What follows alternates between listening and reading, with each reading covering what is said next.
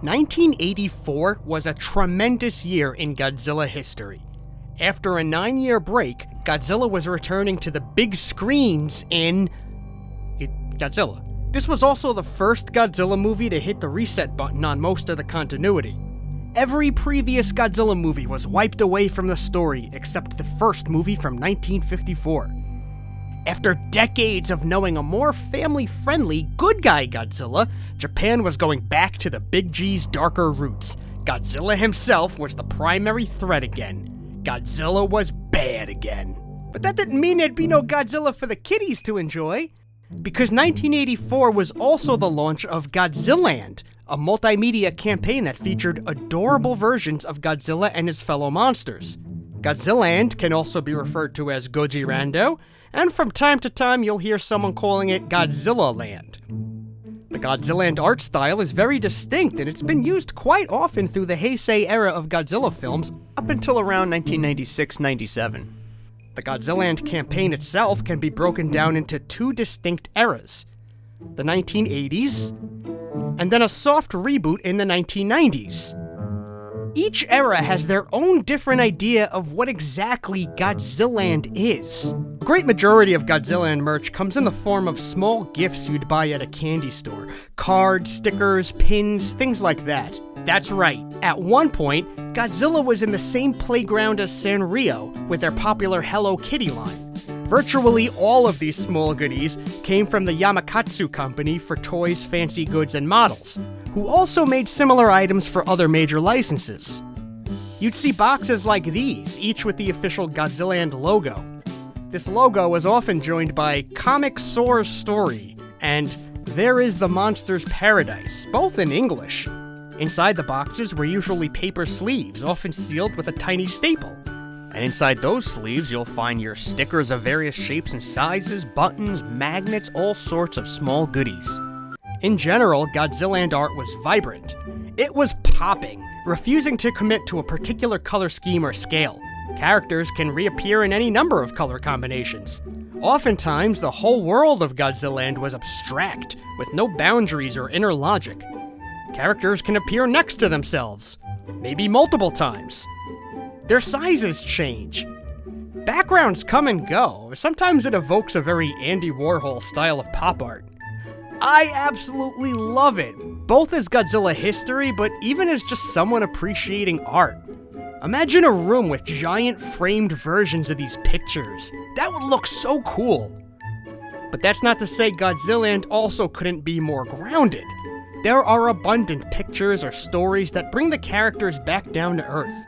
In things like sticker books and coloring books, you'll find stories where the monsters live on this island. And things look how you'd expect. But on the other hand, a lot of the art will add human elements scaled up for the kaiju. Here's Godzilla driving a car. Here he is playing baseball. Here's soccer. Godzilla likes to go to space a lot. Honestly, he seems like he's up for anything. Is there a logic here? Are the monsters all giants, or are they the size of human children? Every so often I find art with the characters next to buildings indicating they're still giant size. But the real answer is probably, it doesn't matter, it's whatever it needs to be.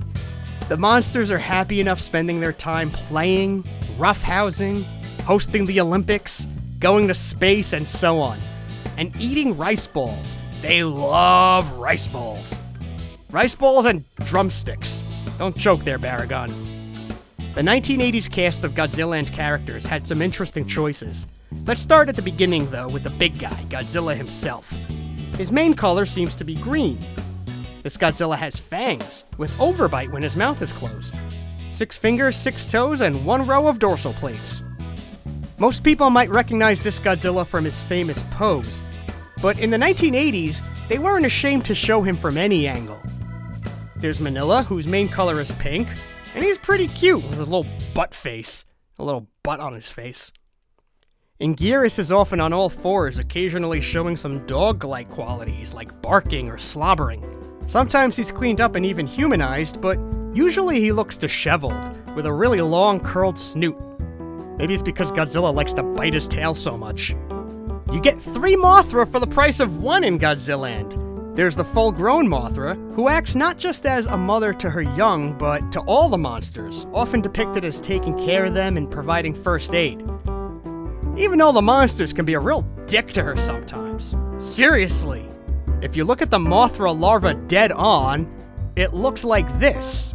Kinda like a Super Mario Bros. Goomba. However, if you change your angle, you'll see that they also have a long shrimp-like body and tail. There seem to be 2 young Mothras, with some art probably meant to mean one girl and one boy. Rodan is red and he's got a pointed beak. He's got 2 zigzag lines on his belly. Baragon is usually a tan color with his trademarked ears and nose horn. Ibra is here as just a big red lobster. A lot of art of Godzilla sending Ibra flying. Hedorah is one of my favorites. In my head, it's a she.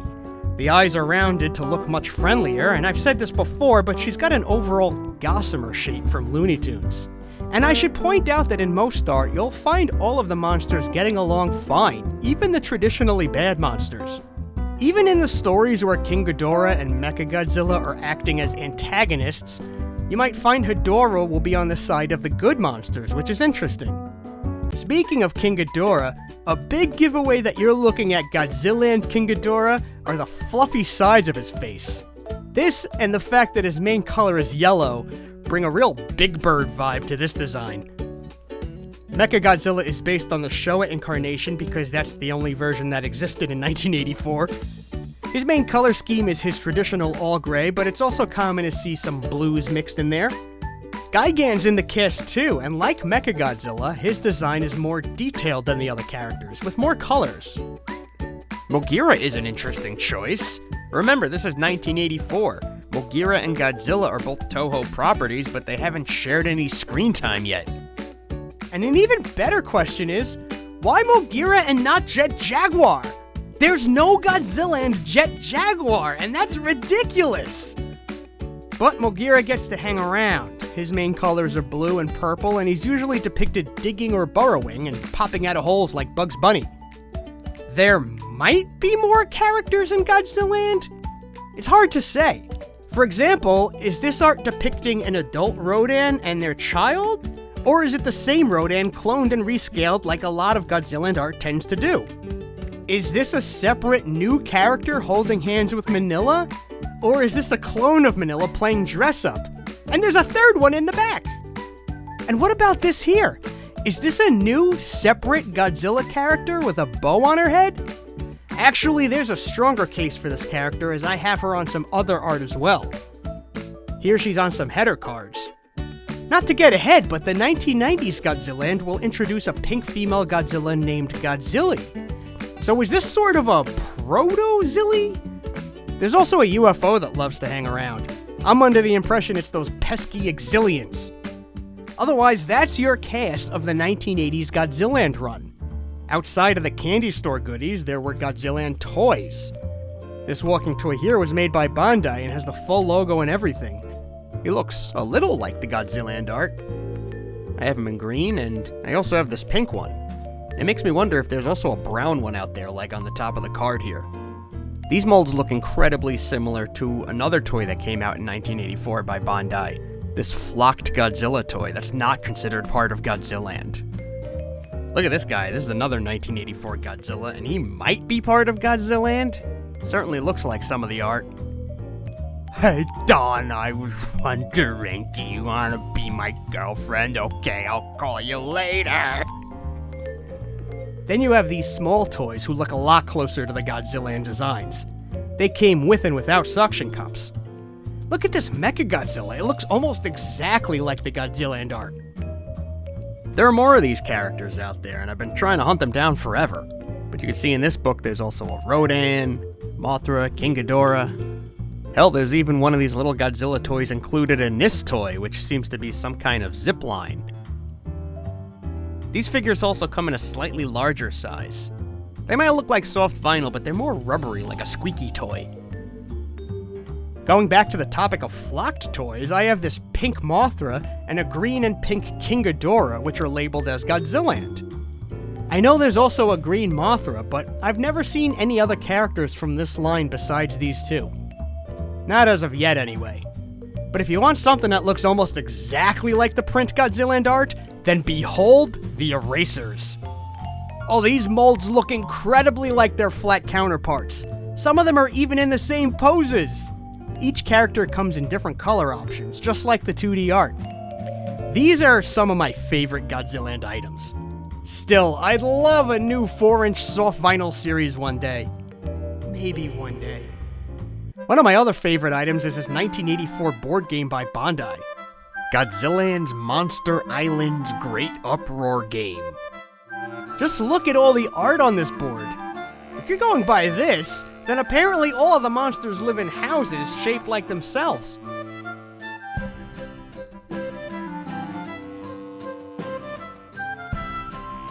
And look at the art on the back of the board game.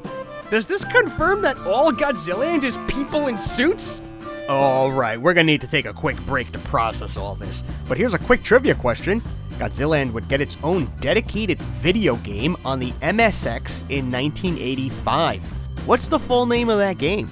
Is it A, Adventure Godzilland, B, Go Godzilland Gojira-kun, C, Big Monster Parade, or D, Gojira-kun? The answer after this. Welcome back to Playtime Trivia. We're about to talk about a Godzilland 1985 MSX video game. What was it called?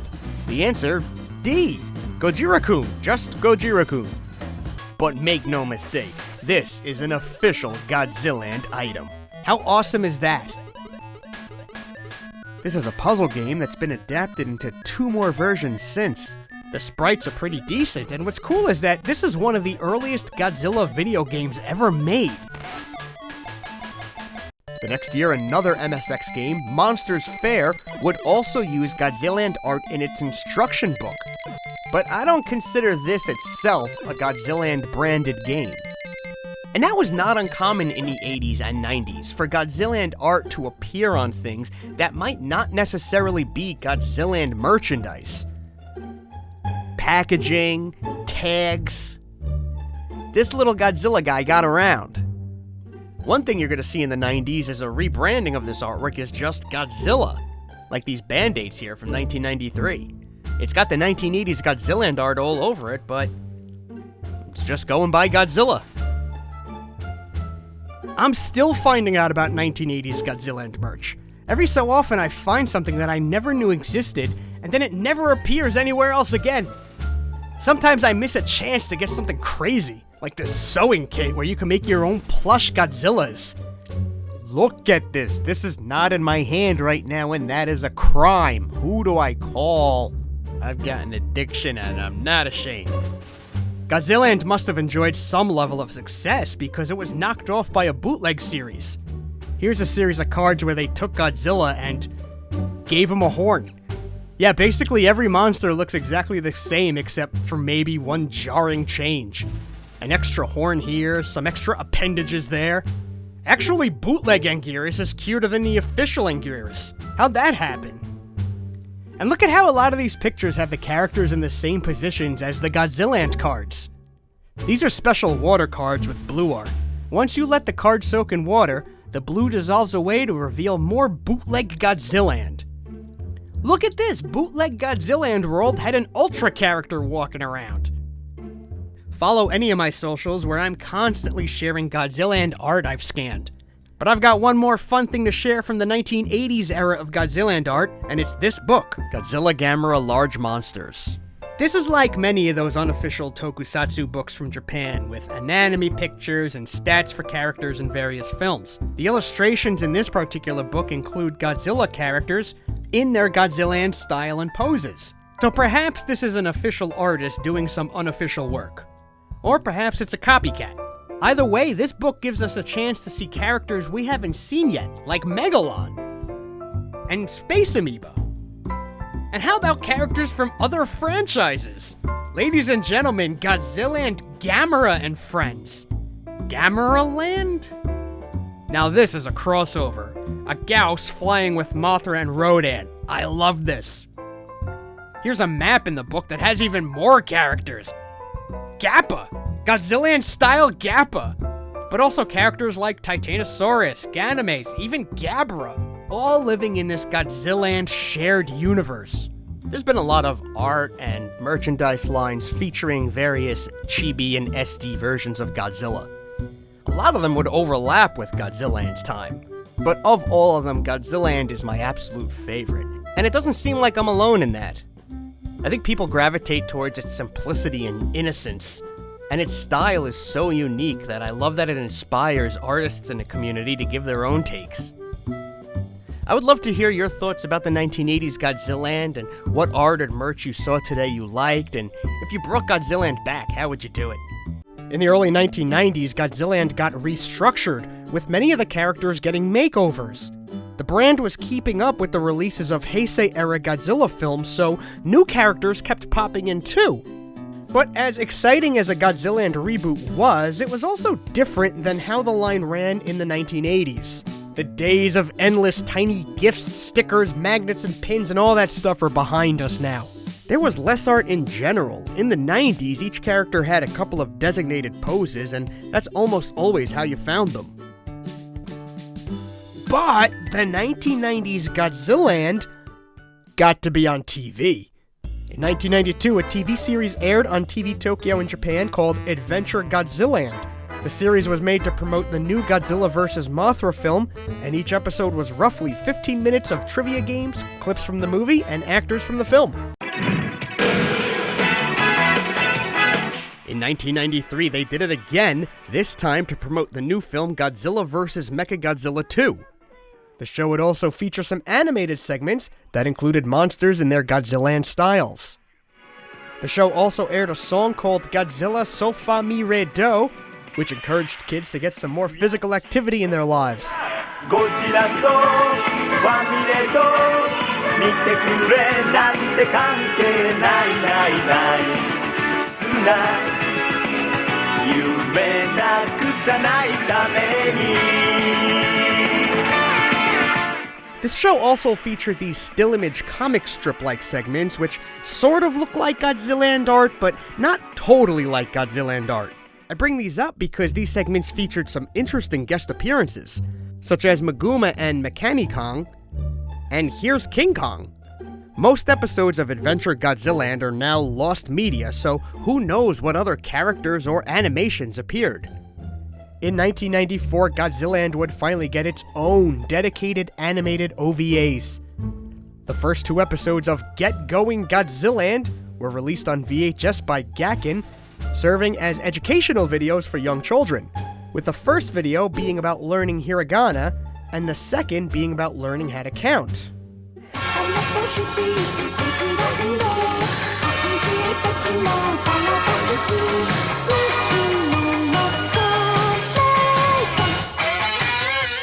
And I think here's a good point to go over the change in the monster lineup and their styles from the original 1980s Godzilland, as well as the change in the overall lore. We'll start with Godzilla, who is virtually identical, as is King Ghidorah. Okay, that was easy. Mechagodzilla, Baragon, Mogira, and Gigan also look about the same. Rodan got more defined spikes on his belly and a new beak.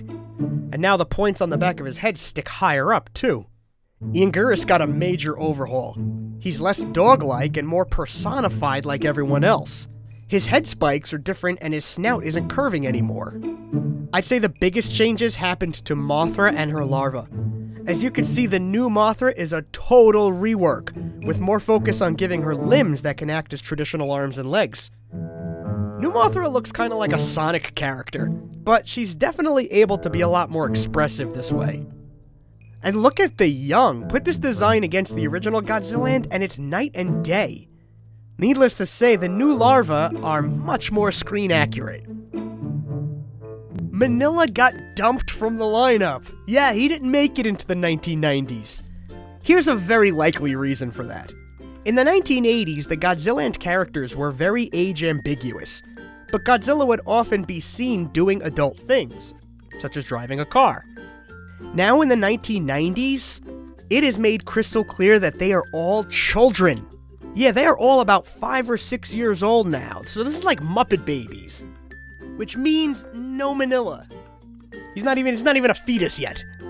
Ibara's gone this time around too, so sorry Ibara stans. And last, and this one hurts me, there's no more Hedora. She was one of my favorite from the original line. I'm perplexed as to why Hedora didn't get to go into the 90s. In 1996, 2 more OVAs were released, Addition and Subtraction. These 2 included a revised intro. Hey!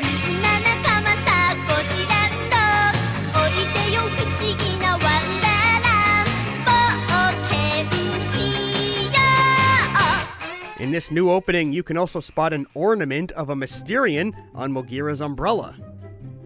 The show's format was also tweaked in these 2 episodes. Now, they were bookended with a live-action segment, including Godzilla and a girl he's referring to as Onea-chan, which can mean dear older sister, although not necessarily biologically a sister. In these segments, it's presented as though Godzilla is reflecting on his childhood. A new character has also been added to these second 2 OVAs, a pink female Godzilla known as Gojiren, or often known by American fans as Godzilla. Unfortunately, these 2 OVAs would be the only official appearance of Gojiren to date. If she appears on any of the 90s Godzilland art or merch, I haven't seen it. As for Godzilland merch, this time around there is an intense focus on stationery, both for school and at the office. The merch will also give us a good look at some characters who weren't in the Godzilland OVAs, but did appear in the Adventure Godzilland segments. This includes a new Heisei version of Mecha Godzilla, who differs greatly from his Showa counterpart. Both of these Mecha Godzillas were in regular rotation in the 90s. Get this, even the Garuda made it to Godzilland, which means we got an official Godzilland Super Mecha Godzilla. Now that's cool. Mecha King Ghidorah started appearing on merch as well, and the implications of that are head-scratching. Does this mean at some point in time, Godzilland Ghidorah's middle head got cut off? At the top of the video, I mentioned how Godzilland had to share the 1990s with some other SD Godzilla art styles. One of those styles is this here, which I'll call the Konica style, and I'm bringing this up again because I want you to take note of the Konica style Destoroyah. Because around the mid-1990s, this art started appearing for Godzilla vs. Destoroyah. It features Konica-style Burning Godzilla, Konica-style Junior, but this is not the Konica-style Destoroyah. This is Godzilland style. I don't know why this art mixes 2 styles, but I have it in a lot of places. Stickers, a mouse pad, even an apron. As far as I know, this is the only place Godzilland Destoroyah makes an appearance. Just like in the 1980s, some vehicles made it to the lineup. I already showed you the Garuda, but we also have the Super X. And we have some maser cannons. And that UFO is still hanging around. And we're about to take a quick break, but first, some playtime trivia. We're talking a lot about chibi Godzillas that were running around in the 1990s. Here's one version you might have seen before. Which artist did this here chibi Godzilla art? A. Koji Yokoi. B. Shinji Nishikawa. C. Art Adams. Or D. Yuji Kaeda? The answer soon.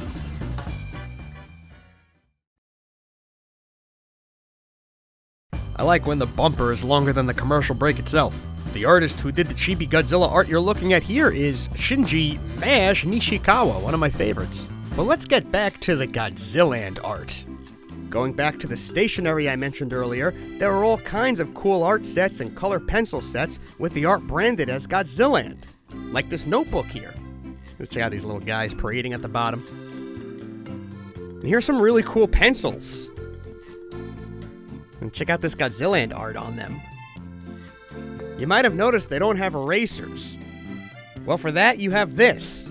It looks like a pen, but the whole thing's an eraser. A Godzilland branded eraser. Here's another box of pencils with a different type of lead, and these boxes are just the best place to get a look at Mecha King Ghidorah. Like, check out this tin holding a colored pencil set. The art looks great here. It's clear and vibrant. There's another little Godzilla hiding inside. No art on the pencils themselves this time. Here's another set. These are just so gorgeous. There were some stickers. Here's a few character stickers I have. And Godzilland art got mixed in with other styles of arts for pins and badges. So it's out there, but it's probably not going to be clearly labeled. Hey, but the Godzilland art did get to be used on this one sheeter about conserving energy and investing in renewable energies. Even the Godzilland characters are trying to save the Earth. You might have noticed this already, but there isn't much consistency for when this art is used for Godzilland and when it's labeled as just Godzilla. And this brings us to the office supplies by Yutaka, which uses the Godzilland art but brand it simply as Godzilla. Oh boy, where do we begin? How about 3.5 floppy disk labels? Do half of you even know what I'm talking about right now? Clean your disc tray with the only disc tray cleaner endorsed by a cute Godzilla. Here I have not one, not two, but 3 Godzilla brand mouse holders, each in different colors. So when you're not using your Godzilla brand computer mouse, what you do is rest it in this cup sticking on the side of your desk with command tape. But look though, our Godzilland friends are all right there on the box. Mouse is super cool, I love it. There's a keyboard out there too, that I do not have.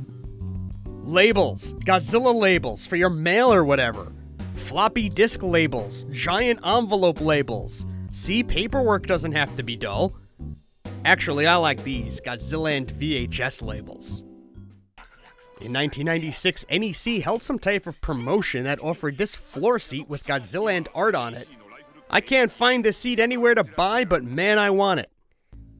I've got all sorts of character-shaped notepads here. I've got Godzilla, King Ghidorah, Mechagodzilla, and Mothra. I'm not sure if this is all of them. Godzilland art made it to the tags of these Bonpresto plushies. These are cool stuffed toys, but I'm fairly certain the toys themselves are not meant to be made in Godzilland style. Godzilla might be a little ambiguous, as is King Ghidorah, I guess, but you can see it most with Mothra. But check it out, these toys do all have movie-accurate roars.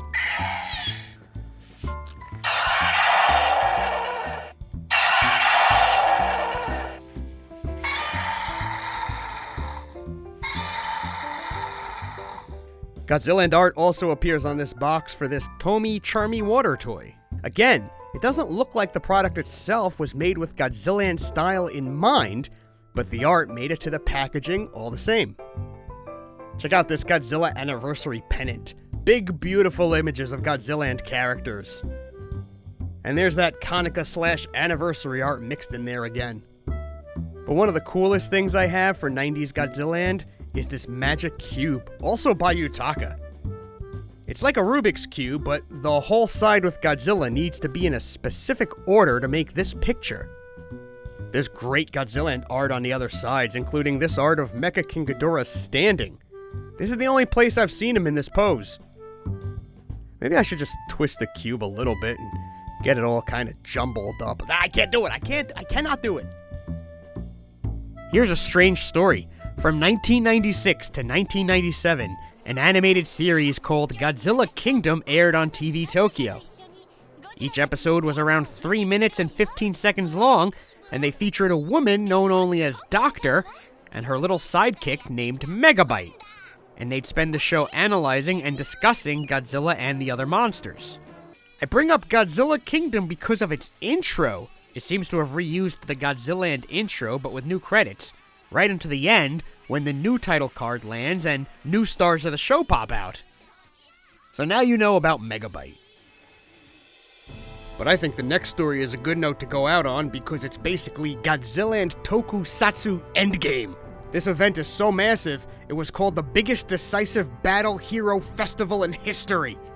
The first Hero Fest was held in Ikebukuro in August of 1996, with another occurring in Mitsu, Greenland the following year. Hero Festival 96 was a giant toku celebration featuring Godzilla and various Ultras and Riders and Super Sentai characters. There was a stage show where heroes and villains from across all of these properties appeared together. A lot of the publicity art for Hero Fest 96 features the characters in their super deformed forms. And for characters like King Ghidorah, Mothra, and Godzilla, that means they're Godzilland forms. And it's really fun to think about the Godzilland universe now officially crossing over with these other properties.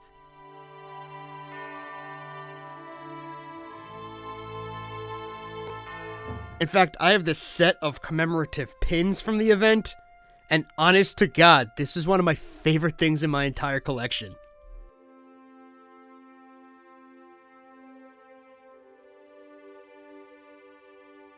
As far as I know, Godzilland didn't make it into the 2000s, but it was not entirely forgotten. For example, in 2018, artist Jorge Corona created a Godzilland-style Reptar. This homage graced the cover of Kaboom's Rugrats Volume 1 FYE exclusive variant. Artist David DeGrand has provided the world with Godzilland Shin Godzilla, simultaneously horrifying and adorable. Matt Frank has showed us what a realistic Gojira might look like. In 2025, there was an exhibition at the Asahikawa City Science Museum called The DNA of Tokusatsu, Godzilla Lands in Asahikawa. This celebration of Tokusatsu special effects had a venue shop offering a small pack of Godzilland badges as a souvenir. Could this be the beginning of the return of Godzilland? It's been an extraordinarily long time since Toho last used the Godzilland brand, and it doesn't look like they'll be resurrecting it anytime soon. Instead, in late 2018, Toho started from scratch, releasing a new, kid-friendly Godzilla with an all-new design. And here he is! This guy's simply named Chibi Godzilla. And this little guy launched in October 2018 with a hardcover children's book called Do Your Best, Chibi Godzilla.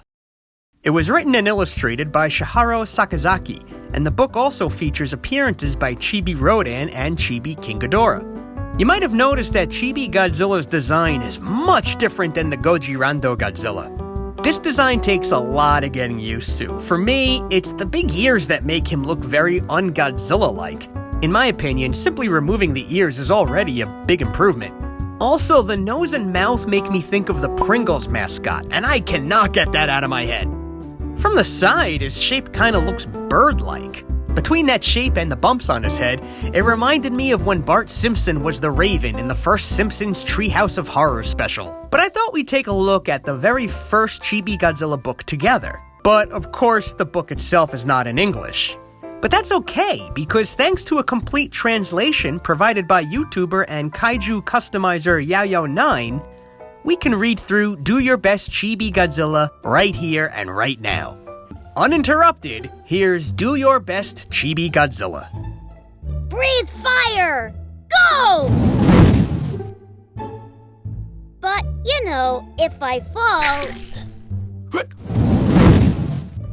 when I bump into something...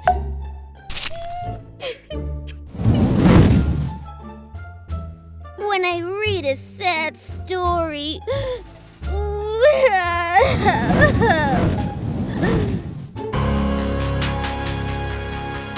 in a foot race, I came in last. I'm a crybaby little Godzilla. But, you know, if I cry to my heart's content...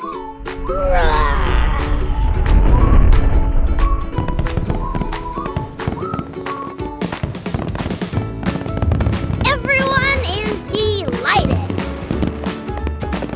I am the strong and healthy Chibi Godzilla! Chibi Godzilla is aimed at very young children. We're one talking baby son away from this being Teletubbies. Well, it's now 2019 and Chibi Godzilla's still going strong. The character's still making regular appearances at various events in Japan. And a few soft vinyl Chibi characters were released. Check these out. We have Chibi Godzilla and Chibi King Ghidorah, and a new character absent at the launch, Chibi Mothra. These characters have also made appearances on the big screen as theater etiquette PSAs run before films in Toho cinemas. I gotta tell ya, this guy's growing on me. Look, I know he looks like a broccoli teddy bear. I'm not going to defend him to you, but I enjoy seeing him out there. He does work a little better animated in my opinion. And last, you guys know I'm a sucker for the cute stuff. Yeah! Part of my Godzilla collection is dedicated to kawaii stuff. In particular, I enjoy how they display. The vibrant colors and themes of friendliness are a nice contrast to the destruction and horror on the other side of Godzilla. With that said, gather around, kiddies, and I'll read you Good Friend Chibi Godzilla, the second and currently newest book in the Chibi Godzilla series. Once again, the book is both written and illustrated by Shiharu Sakazaki. It features a new round of art with Chibi Godzilla, Chibi Rodan, and Chibi King Ghidorah, plus we're introduced to Chibi Mothra and Chibi Anguirus. Chibi Burning Godzilla when? And there they all are, right on the cover of the book. There's Chibi Godzilla with his Alan Thicke haircut. We're going to present this uninterrupted, so please enjoy, leave a comment below, and check out my other stuff. And now, Kaiju Peace Theater proudly presents Good Friend Chibi Godzilla. Good Friend Chibi Godzilla. The Lonely Chibi Godzilla. I know! Let's go look for friends! Oh! It's Chibi Mothra! Her wings are sparkling with light! Chibi Anguirus' back has prickly spikes that are super cool! Chibi Ghidorah is very good at singing songs! Chibi Rodan flies in the skies! How amazing! What can you do, Chibi Godzilla? I can breathe fire! Go! Hot, hot, hot!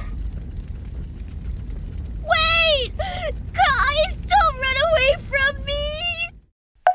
The fruits from the tree fell down!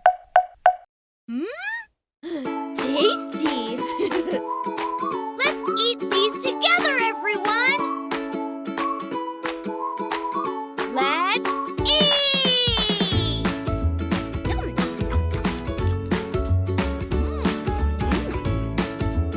Everyone's bellies are totally full!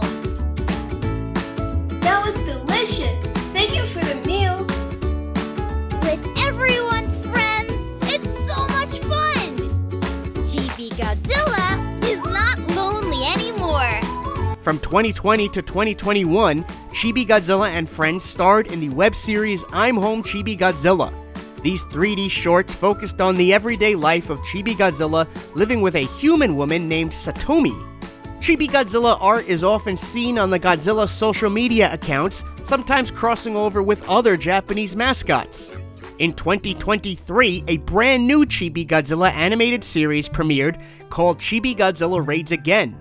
This show is a departure from the simplistic toddler-oriented Chibi Godzilla campaigns that came before, and is instead a comedy series that also appeals to adult audiences. Instead of a childlike, innocent Chibi Godzilla, this version leans heavily into absurdist humor. As of this video, the show is still going, having already had 3 hilarious seasons. And of course, Chibi Godzilla merch is still pouring in, sometimes even trickling into America. But it's funny, because in the past 8 or so years, a different little adorable Godzilla has also been appearing, and it's this guy. He doesn't seem to have a name or a dedicated brand campaign like Chibi Godzilla, yet this cute Godzilla art has done things no other cute Godzilla art has ever done. There's never been a real dedicated marketing push for Chibi Godzilla here in America. But this little guy has been very active in both Japan and America retailers. Of all the cute and adorable Godzilla styles in history, this is the first Chibi Godzilla that I know of to have a major merchandise presence in Japan and America at the same time. These are the kind of things that excite me. Some people like sports, I like tracing the history of various cute Godzillas. And I always make sure to bring that up on the first date.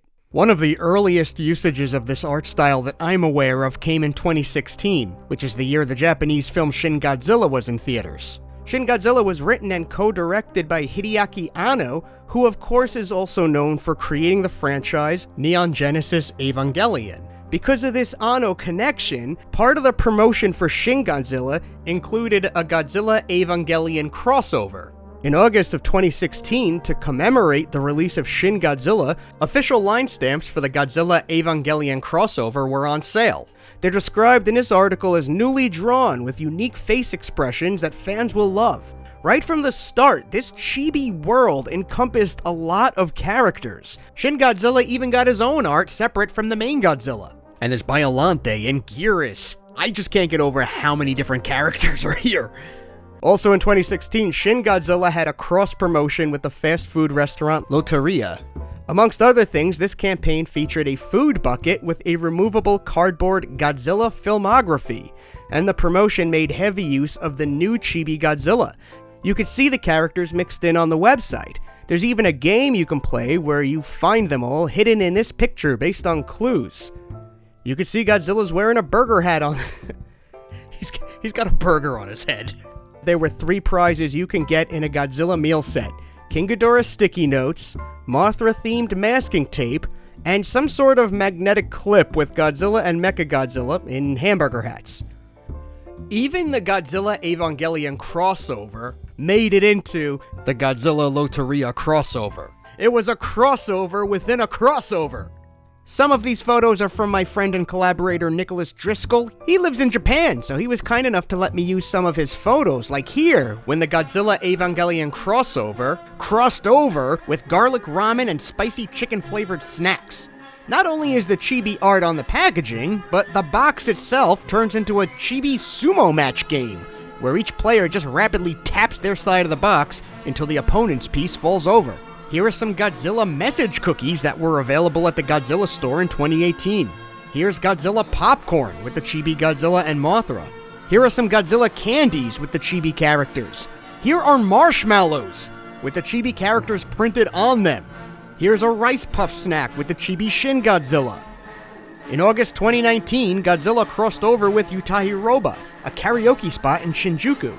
The art we're talking about made it here too, in front of this Godzilla burger. And also on this sticker with the characters hanging out with the Yutahiroba mascot. Thank you again, Nicholas, for letting me use the photos. I'm going to put links to his articles on all of these things in the description below. This campaign also featured these nearly 9-inch statues of Evangelion characters, Rei and Asuka, each holding a Godzilla that looks like a 3D version of this art. They were released by Sega. Rei is holding a gray Godzilla, while Asuka is holding a green one. This is just an excuse for me to show my toy photography now. Now, as I said, this chibi Godzilla found his way across the ocean to the States, and as of this video, you can pretty easily spot him in the wild. The first time I saw this art was in the mobile game Godzilla Defense Force, which launched in 2019. These little characters were used for various screens, including load screens. And this is the only time I've ever seen them actually animated. Technically, this Godzilla is also in the mobile game Battle Line. Here's a sticker pack that was available, and they feature our guy. This chibi Godzilla seems to appear often in stores like FYE, Books A Million, or Hot Topic. You can see him on this blanket here. He's got some shirts. You can find these guys on enamel pins. I bought these ankle socks with the 5 main characters: Godzilla, Mothra, Rodan, Mechagodzilla, and King Ghidorah. I tweeted out a call for anyone to share their merch with this guy, and I got flooded with pics of products, many of which I'd never seen before. And much of it is apparel, but look at this pillow. This guy's spreading around the world like the plague, and I'm excited because I genuinely do like this art. And again, it's great to experience a campaign like this at the same time as our friends in Japan are experiencing it. So here are a few things I have. I've got these Mothra and Rodan plushies, and man, I really wish they scaled together. Rodan looks great. This is my favorite Rodan plushie, and that's no easy feat if you've ever felt how soft this Rodan plushie is. But he's super cool. Then we have this big Mothra. It's a perfect representation of the chibi style we're talking about today, right down to the puckering lips. I believe she came out very recently. Both of these guys I had imported from Japan. My favorite are these large PVC character banks. These guys were put out by Monogram, and they're about 8 inches high. They are beautifully textured and detailed, just a little scratch prone. They run about $20 retail.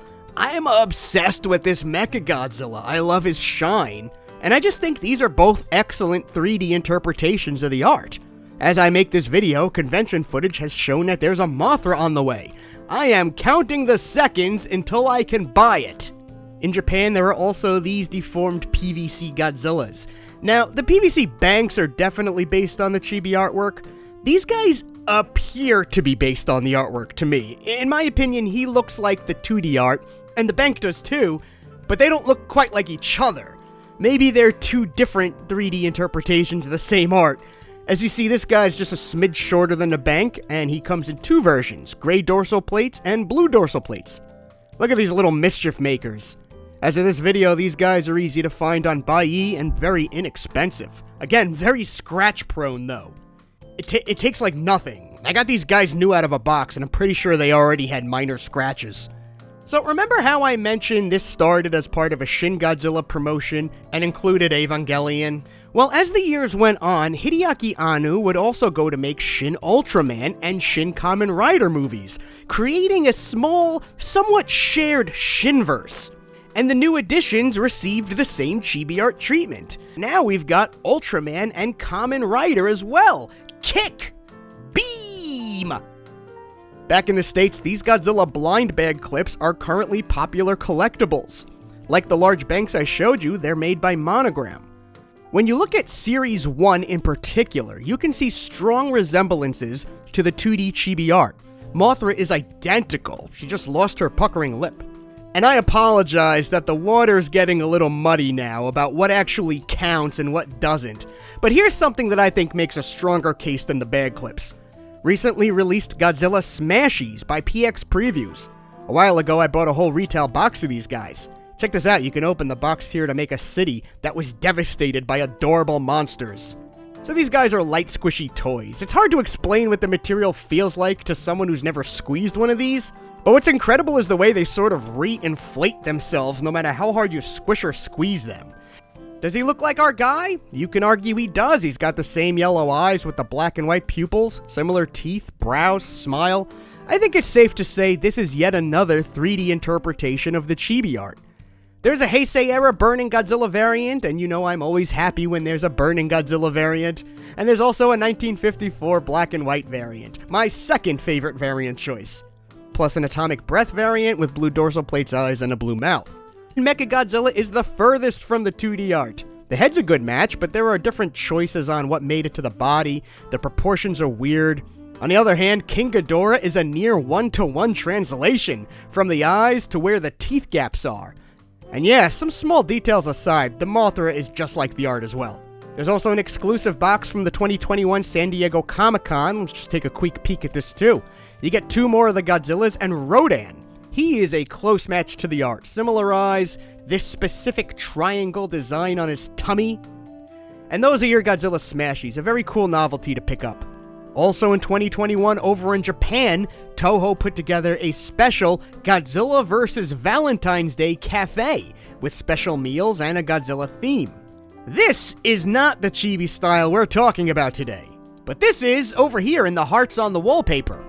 I showed you this portable fan before, and I think it counts. Most of its physical features check the boxes we've been talking about. You could see I'm pretty generous about what counts, but that doesn't mean you have to be. Where the line is here is kind of up to individual interpretation. Look at this Japanese card game that came out in 2019. It's called Godzilla Kaiju Card Showdown. Look at how it has so many elements of the chibi art we've been talking about, yet looks different, as if it was a different artist using the same source material. In the world of chibi Godzillas, something like this isn't unheard of. When I covered the Godzilland designs, I showed examples of art that looked like it was based off of Godzilland art, but was slightly reinterpreted. So something like this actually has precedent. Muddying the waters even more is the fact that there are currently a lot of chibi Godzillas for different campaigns.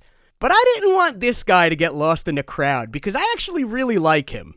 I'm curious to see how long this chibi style is around, and if it'll ever get a little more something, like another moment of animation, or a book, or manga. When you're doing your Godzilla window shopping, keep your eyes open for this guy. He's not everywhere, but he's not very hard to find either.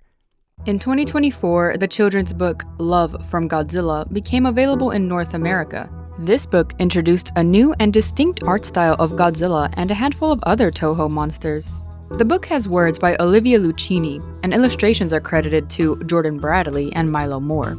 two artists from Northern Ireland who have also collaborated at Ambertail Games. Later, in 2024, a second Godzilla book with this art debuted, called Brave Like Godzilla. This one was written by Charlie Moon, and it introduced even more monsters in this art style. But this cute Godzilla wasn't relegated to just children's books. In 2025, Surreal Entertainment released Godzilla Mystery Smashies, blind boxes, featuring squishable versions of the Love from Godzilla monsters. Since then, other merch of this Godzilla has trickled out, including plush toys and pins. This is another cute Godzilla that's active as of the making of this video, so keep your eyes open for where he might pop up next. Step right up, use the claw and win a prize. Win a monster any size. While I myself have some yummy fries. Alright, Manila, why don't you go first? Yay! I want to play! I want to win a prize! I want to win a prize! Oh, so close! Oh! I got it! Ooh, what did you win? It's my best friend Anguirus! Yay! I will love him and I will hold him and cuddle him and name him George. Alright, let's give this a shot. Ooh, gotcha by the tail. Oh, steady, steady. Alright, I got a Space Godzilla. Oh, just look at him. He's a little cutie. Oh. Alright, who's next? Wait, no dogs allowed. Nah, I'm just kidding, I don't care.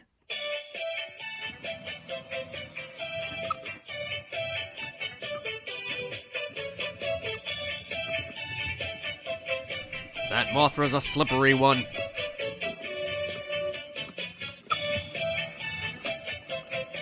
Oh, he did it off camera! You're up next, human with yellow hair. Oh, okay, thank you.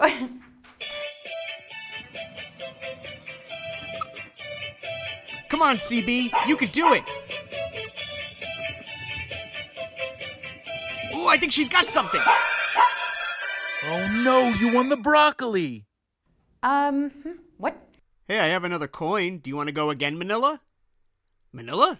I'm in the prize machine! I'm the prize! I'm the prize! How did you get in there? Win me! I'm the prize! Oh, your dad's gonna kill me. Gamera, you gotta help me get him out of there. Forget that. I made enough money to buy a new bicycle. So long, suckers!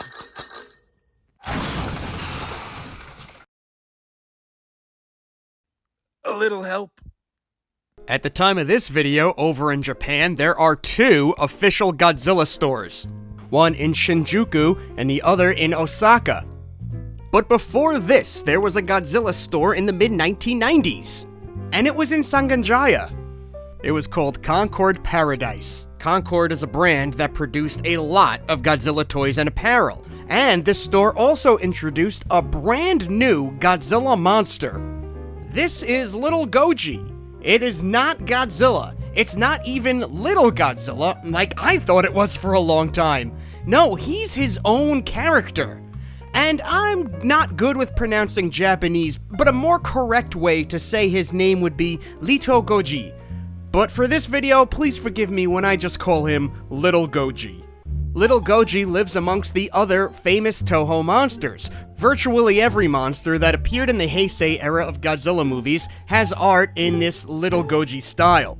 The large blue Godzilla is the Godzilla we know and the star of the movies. I've not seen anything to infer that these two are related or father and son in this lore. They just seem to be members of the same species. And we've got Rodan, King Ghidorah. I think this is supposed to be the little Godzilla from Godzilla vs. Space Godzilla. This little blue guy here, that's my guess. There's a Mother Mothra with its young, and Batra also has a child now. How wholesome.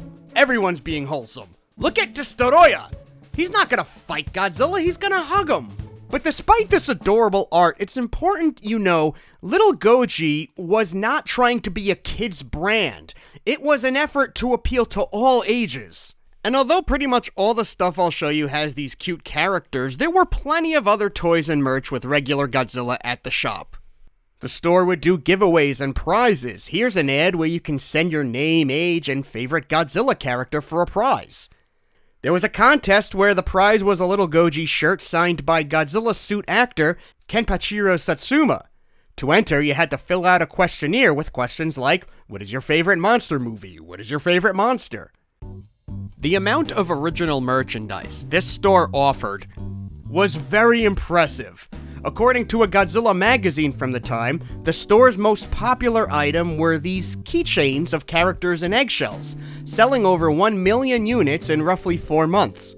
These were 400 yen each and would come in packaging you see here. And there were a lot of characters available, but I think I got all of the molds there were. There were some color variants, 3 versions of the Dorats with different hair colors for one. I've been able to track down 2 of them. We've got a couple of different Rodans here. With the color variants, I don't know what the extent of it is. I don't know how many of these there are. And there are smaller versions of these keychains too. They're pretty much identical, but just scaled down. In case you like your character keychains a little more teeny-weeny. Which do you like better? There were bag clips made with leather that had little characters on them. Little Goji, Mothra in an egg, Mothra on an egg, King Ghidorah, Destoroyah, Mecha Godzilla, Space Godzilla. There might even be more I don't have. I don't have a Godzilla, but there has to be one. Keychain heads. Here's Space Godzilla's head. It's got some kind of bell or rattler inside. Since shooting this video, I've also acquired the heads of Little Goji and Rodan. There are 4 of these heads that I know of. On Space Godzilla's tag, we can see the 3 I showed you and also a Godzilla head. Here are little ornaments of Mechagodzilla and Space Godzilla. They feel like they'd work well on a Christmas tree, because instead of plastic, they're more plaster and painted. My ornament collection has grown since shooting this. I've added Little Goji, 2 of them actually, regular Godzilla, Rodan, Destoroyah. Not sure why he's in an egg. I don't have them, but I know there are also ornaments for both Mothras. Look at this cup. It's got a 3D Little Goji on the front, and when you turn it, it's even got a 3D backside. It's a cool cup, and it came in this box with some character art on it. I know there were also versions of this for Godzilla, Rodan, and King Ghidorah. There were a lot of mugs. There's this movie-themed mug with Godzilla directing, Little Goji and Rodan on crew, and this one's my favorite. This mug's got everyone bursting out of eggs, and if you haven't noticed already, egg hatching is a big theme in this line. Little Goji shooting a rainbow from his hand with other characters in it. There seemed to be a sub-merch line called Little Goji Kaiju Spirit Sports. Here's Little Goji surfing with Godzilla. And I know there's a golf one too, with Little Goji and Godzilla having a round. And I've also seen a baseball one. There's just so many. There's so many Little Goji mugs. There were some cups shaped like heads, Godzilla and Little Goji, and also some regular Godzilla heads. There was other silverware. Here's a picture of a bowl I found. And I've also seen this spoon and chopstick set as examples. There was quite an assortment of clothes available at Concord Paradise. Plenty of t-shirts, even button-downs. I've got one Little Goji t-shirt that raises all sorts of questions. The top says, King of Monster. So I guess he's only king of one monster. Then it says USA for reasons. USA! USA! I also have this shirt that I like a lot more. I legitimately love the purple outline, and I actually think this is a good-looking shirt to wear. Here's an image of a shirt with everyone playing a friendly game of basketball. And maybe this is a good place to point out how weird it is I think that they all have these white fingertips in this world. There were also plenty of hats. I have this one. Again, it's labeled as Godzilla, but then technically does not show Godzilla. It is a very cool hat though.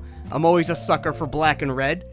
I know this hat was also available in blue, and they were 2,500 yen each.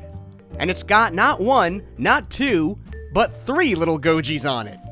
Jumping over to Little Goji tote bags and cases, here's a case that I have in both blue and yellow.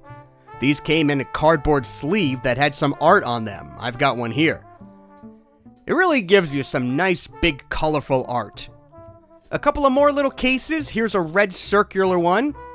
And here's one with those very specific shapes that were everywhere in the 1990s. This bag's got little Goji and Godzilla doing the movie theme again. I actually used this one a whole bunch. It's a very handy little tote bag. The bags were generally about 1,500 yen each. And one more bag here. This one's got the standard little Goji logo. And I want to stress that everything I'm showing is good quality. This isn't cheap little goods. This is generally well-made stuff. Now this is a cool win for me. An entire display case of little Goji pens and mechanical pencils.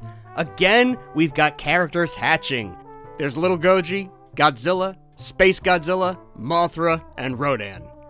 In stores, these were 500 yen each. There were buttons, lighters, little things I'm gonna breeze by because it's time to talk about toys! I've got 2 plushies, and I'm not sure how many others there are.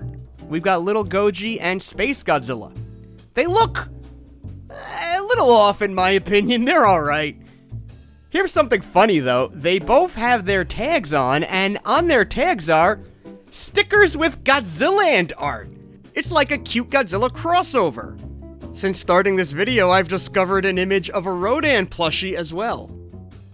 This image of the store shows a much larger little Goji plushie was around too. For 800 yen, you could buy one of these 4 eggs with characters inside. In store, it looked like this. And the eggs have stickers on them, so you knew who you were getting. The eggs also had slits on top, so I guess you could use them as banks too. They're easy to pop open and ta-da! Here are the 4 figures. Little Goji, Rodan, Space Godzilla, and Godzilla. And I'm bummed they stopped at 4 because these figures are really cool.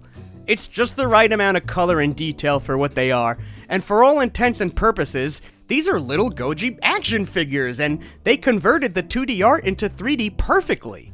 I really like these guys. For 1,000 yen, you can get these larger figures, and they were marketed as piggy banks. They have coin slots on top, and the bottoms have plugs you can remove. They are very, very hard to remove. I simply cannot open most of these. It's possible that over the years this material has hardened. Maybe it used to be more rubbery.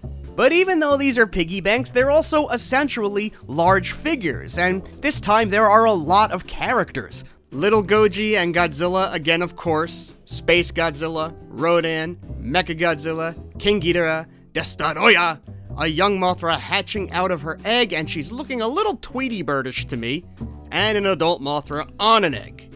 And I think this is all of them, I'm pretty sure, but who knows? But yeah, these character banks are pretty much the centerpiece of the collection, and they are awesome.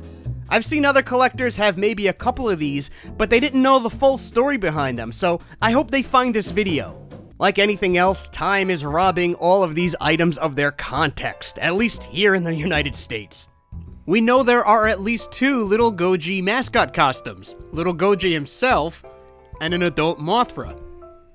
They appeared together with Godzilla 2000 in a live show that took place on the roof of a department store in October of 1999. The 3 characters play a game of rock, paper, scissors with the audience. This image of Godzilla holding the sign for paper became a meme. So that's where that's from. Concord Paradise was ambitious. They publicly announced plans to open 6 more stores in Yokohama, Nagoya, Osaka, and other locations. But I've not been able to confirm if any of those opened. Any anecdotal references I've seen of this store have referred to it as short-lived. And I haven't seen anything to confirm that the little Goji mascot character made it beyond the turn of the century.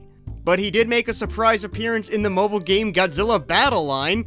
You can unlock this home screen poster for Godzilla 2000, featuring the little Goji and Mothra mascot costumes. And now you're caught up on basically everything I know about little Goji, which I mostly piece together from ads and small articles in sources like Godzilla Magazine. If you know something I missed or just got wrong, please tell me in the comments section. As always, I put corrections and updates in the description of the video. And drop a comment on your thoughts on Little Goji, this art style, any of the merch I showed you today, or any other thoughts you want to share on this Little Goji.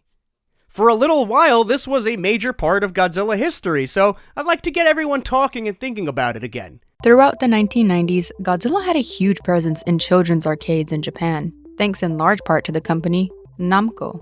They created games such as Fight Mechagodzilla, a game where you use Mechagodzilla to knock down pictures of other Toho monsters. And there was a game called Duel Godzilla vs. King Ghidorah, where you hit a button to make Godzilla whack King Ghidorah in the face with his tail. Most of these games featured a specific cute Godzilla art style that would be on the cabinet, on the promotional sheets, or even in the game themselves, like with the game Jumbo Godzilla, where you actually sit inside of a giant Godzilla to play this cute video game.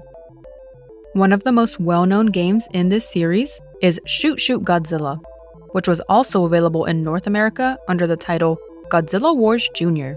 This is the game where you hit a button to launch ping pong ball bombs into Godzilla's mouth. This specific Godzilla art style hasn't been seen in a long time. But in 2026, the company Nothing Gold Clothing began selling a t-shirt with a Godzilla that looks incredibly like the 1990s Namco Godzilla. In the last few decades, there's been no shortage of Super Mario mangas in Japan, usually serialized in different magazines and usually tying to different Mario video games. Some of these made it over here to the United States, and as a kid, I was a big fan of Super Mario Adventures, written by Kentaro Takakuma and illustrated by Charlie Nozawa.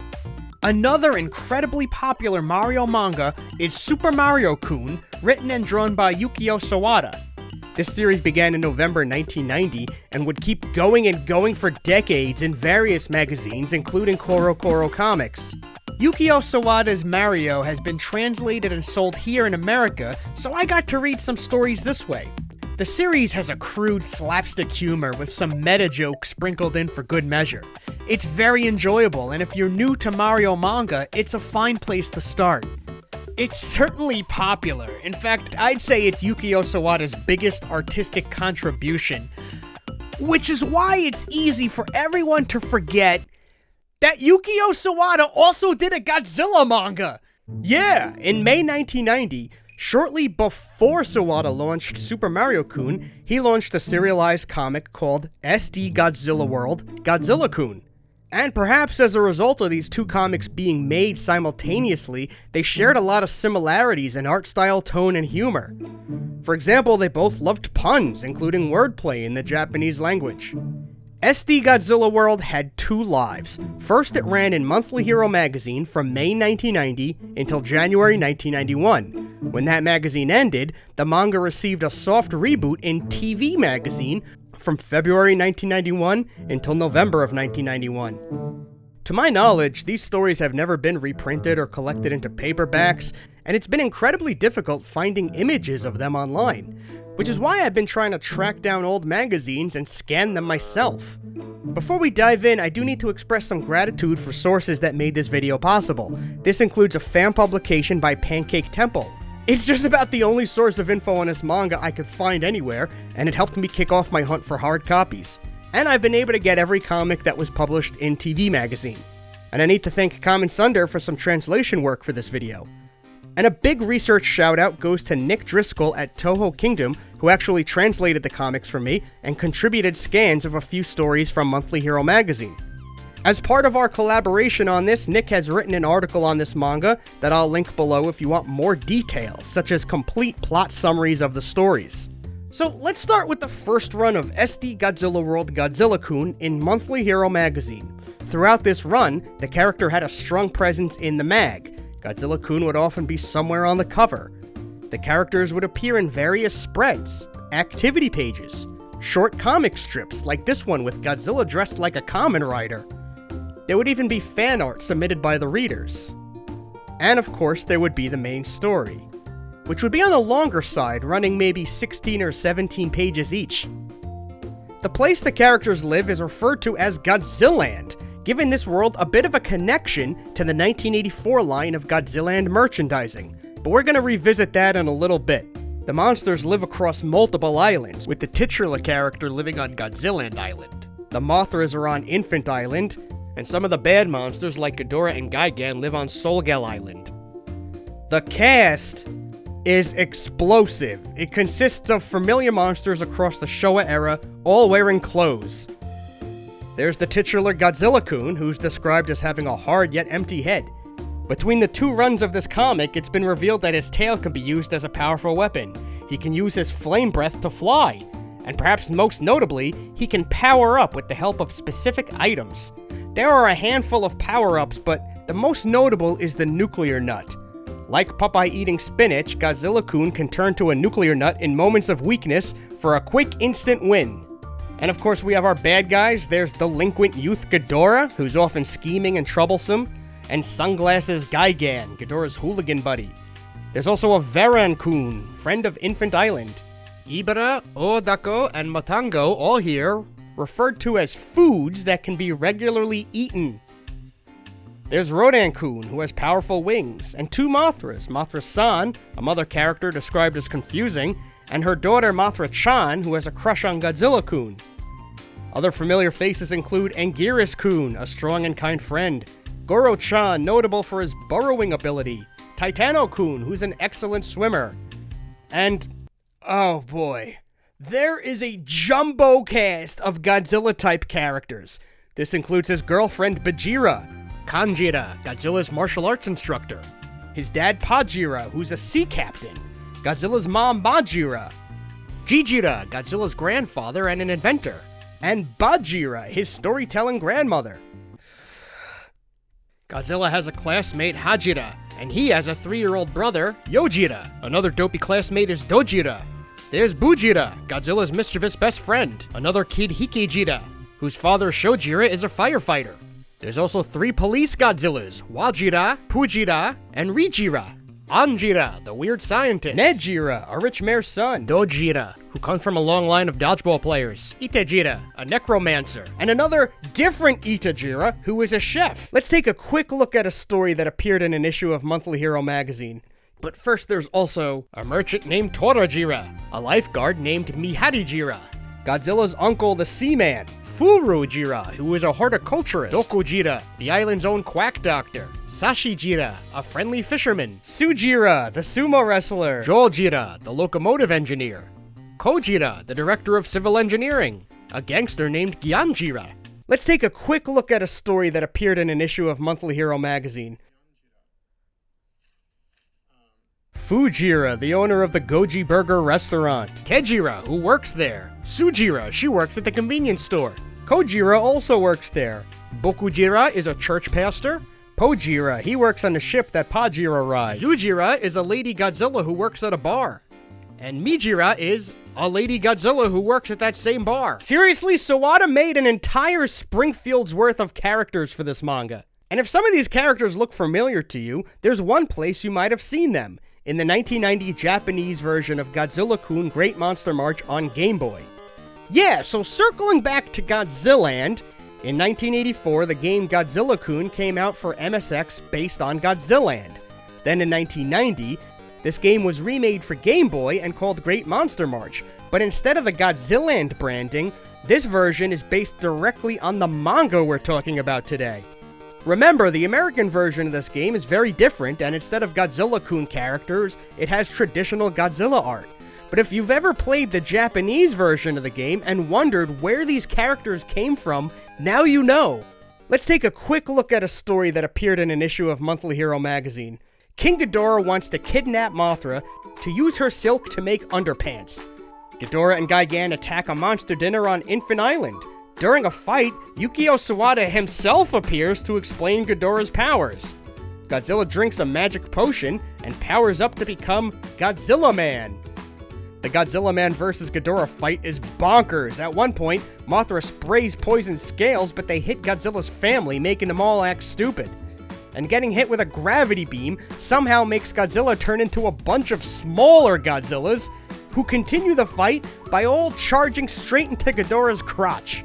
Yeah, so after appearing in 9 issues of Monthly Hero magazine, that magazine ended and SD Godzilla World jumped over to TV magazine. And some changes were made. Now, the stories were about 5 pages each. The characters seem to all live on one island now, Godzilland Island. And while characters still live in houses, things seem less modernized now. There's no more schools and bars and all that stuff. And while the Showa monsters are all still here, all of the Godzilla derivative characters are gone, including Godzilla's family. I have no idea why these characters didn't carry over to the new magazine. Maybe Ken Penders trademarked them all. There are other minor differences, like the first run all 3 of Ghidorah's heads spoke, but now it seems only the middle one does. But the tone and the humor is pretty consistent. Things just seem more streamlined now.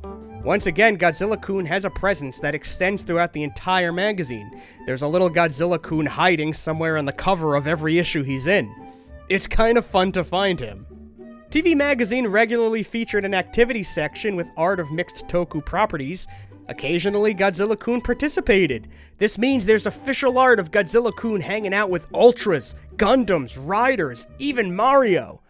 And while this isn't Yukio Sawada's art, it's still special to see this Godzilla and Mario together given their strong connection. It's not just in games. Godzilla-kun could be seen popping up in the announcements, in special stamp giveaways, and occasionally in the table of contents where he can again sometimes be seen interacting with other properties.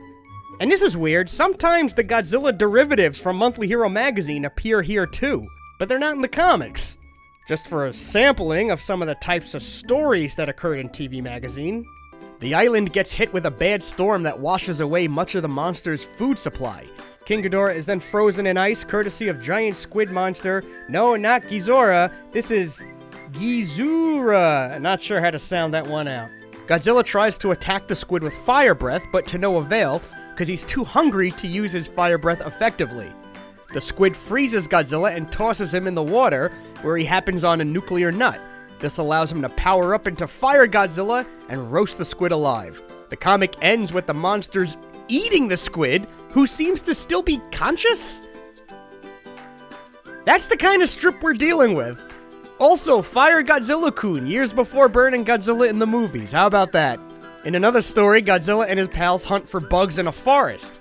Megalon appears and attacks the monsters for wrecking the forest, only for Megalon himself to wind up smashing up the forest. The butterflies of the forest descend on Megalon and hold him for Godzilla to attack with an atomic headbutt to the crotch. Megalon is knocked out, and Godzilla thanks the butterflies, before trying to catch them again. There are a variety of stories. We have the tropey beach episode, a snowball fight episode, all sorts of crazy stuff. And in my summaries, I'm skipping over a lot of Looney Tunes-esque antics, a lot of ties to Japanese culture and traditions, and a lot of wordplay with the Japanese language. Wordplay thrives in this manga, as many situations arise from simple miscommunications. Again, this type of humor is what really bonds Godzilla-kun to Mario-kun. They're very similar in this regard. Sometimes it even appears that the same gags are used in both comics. And then the manga ended in November of 1991. And as far as I know, that really was it for this version of Godzilla-kun. I have to imagine that with the success of Mario-kun, Sawada decided to give that manga his total focus. But who knows for sure? And while Godzilland proper got to continue through the 1990s, Yukio Sawada's little Godzilla in a jacket has become so obscure that it's actually endangered of becoming lost media. I hope this video helps to fix that. I really love this version of Godzilla, and in another reality, maybe he was Sawada's breakout star instead of Mario. It would be quite something if this were the manga that were to continue for decades and decades.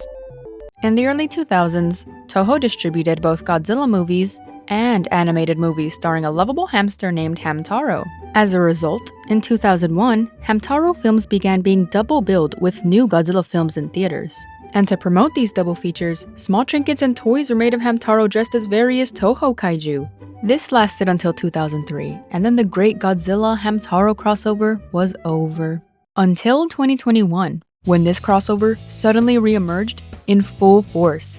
Yes, after taking a long break, the Godzilla-Hamtaro crossover resumed to celebrate its 20-year anniversary. More toys were made of Hamtaro dressed as Godzilla in all different sizes and colors. Premium Bandai released this disturbing figure of Godzilla 2001 and Hamtaro. Ooh. New crossover artwork was released, including work from the GOAT American kaiju artist Matt Frank. Known as Godzilland, this little character even has its own mascot costume, which is way better quality than it needs to be.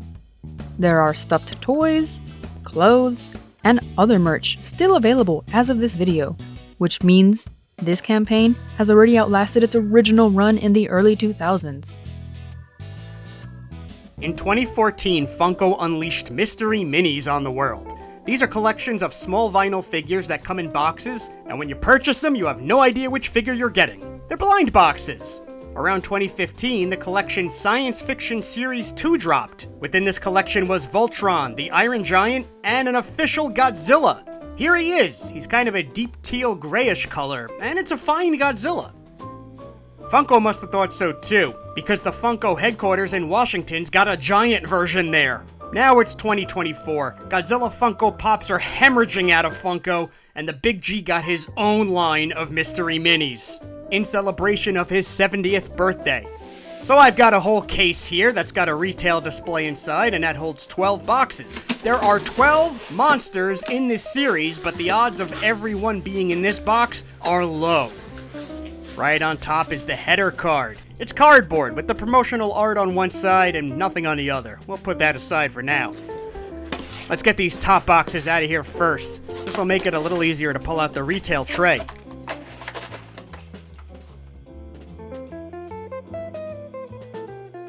Then we're just gonna slip this header card on. And it's not like this is a Nintendo Labo project. There's just two nubs that go into two slots. Wham bam, you're done. The art on the box has a background montage of Godzilla posters. It's really cool. The front and sides have more monsters on display, so all 12 monsters are somewhere on this display.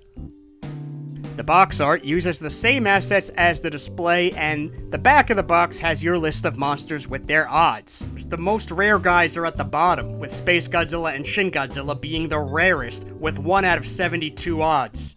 The top of the box is held by just a dab of glue, the rest is just folded cardboard.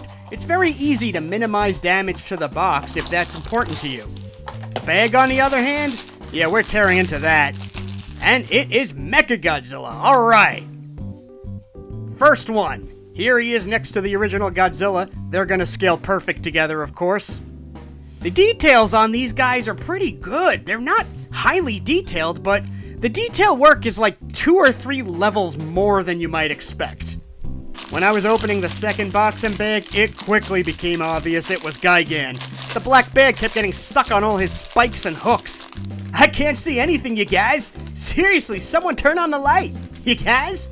You guys? Gigan looks so festively plump. Lots of color, lots of detail. Hey, come here. There. There. Aha! Next we have Mothra. Oh, she's a beauty. And she's in a bubble bath. I guess that's a cloud. Who cares? Look at her. I was really happy to get Mothra, but then the next box was another Mothra. My first repeat, and they were consecutive. Well, now there's twin Mothras. Do you think they sing a song together and summon a giant island lady? Alright, who's next? No way! Shin Godzilla! This is one of the 2 rare figures, what luck! Except right out of the bag, it's got some kind of white paint on his head or something. And that's what happens when you wish for a rare figure on the monkey's paw. Here we go, King Ghidorah. I like him. Maybe because it's got some features of that chibi King Ghidorah we recently discussed. Here he is with my original Godzilla. And here's Shin Godzilla. Where's the money? Here comes Rodan! I love this Rodan. He's got an angry Donald Duck face going. I keep getting surprised by the amount of detail on these things. Come here, Anguirus. Come on. Come on, you can do it. Come here. Come on, don't be shy. Come here. Got ya! Anguirus rules too. Look at these guys together. I see a cartoon show here. It is my lifelong dream to write a Godzilla cartoon show. Who do I talk to make that happen? Somebody f***ing help me! Another Mechagodzilla! Hey, you handsome. What? And another Anguirus. This is when collecting blind boxes and bags sucks, because the odds of getting a new figure are starting to plummet. It's amazing that it took up to now to cross paths with a Godzilla, the common standard version. He's got a lot more personality than the original Godzilla mold. These are two wildly different approaches. Tell me which one you like more.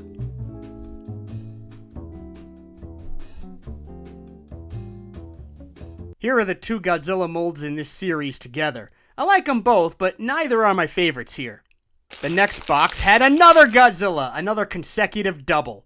Both of them are the standard color. Aw man, I'm out of boxes! These are a lot of fun, I like them. But I still don't have Hidara, Destaroya, the other Godzilla, or Space Godzilla. And you can see that there's still a lot of time in the video. Let's do a second box! Yeah! Surely this will bring one more character mold I don't have into the mix. No. No. No. No. Another Shin Godzilla? You know what? I'm starting to realize this entire box is a repeat. No. No. No. No. No. Ah! I did not get one single new figure out of that second box. Luckily, I could sell my doubles and recoup some cost, especially that Shin Godzilla. In the end, I've got 4 Godzillas, 4 Mothras, 4 Mechagodzillas, 4 Anguirus's, 2 Ghidorahs, 2 Rodans, 2 Gigans, 2 Shin Godzillas, and a partridge in a pear tree. I cannot imagine buying more blind boxes. The odds are not in my favor for $7 a pop. Tell me what you think about the Godzilla mystery minis in the comments below. Do you want a wave 2? Who do you want to see in that wave? I wouldn't say no to a Baragon. Enako is a professional Japanese cosplayer, voice actress, and singer. On July 20th, 2019, she announced a collaboration with Godzilla in the form of a Jinjinka character known as Ina Godzilla. On July 27th, she held a photo shoot session for this collaboration at the La Forêt Harajuku in Tokyo, Japan. Later that year, on November 3rd, 2019, Ina Godzilla appeared at Godzilla Fest 2019, this time along with other models dressed as Toho monsters, including Kasho Rosieru as Destroya, Kitaro as Ghidorah, Kokoro Shinozaki as Mothra, and Miyamoto Saki as Violante. During this period, some merch with Ina Godzilla was available, including keychains, shirts, mugs, and pins. Similar to an older Godzilla campaign with baseball player Hideki Matsui, this is a rarer case, where the cute Godzilla is connected to a real-life person. However, the character of Ina Godzilla did not seem to last beyond 2019.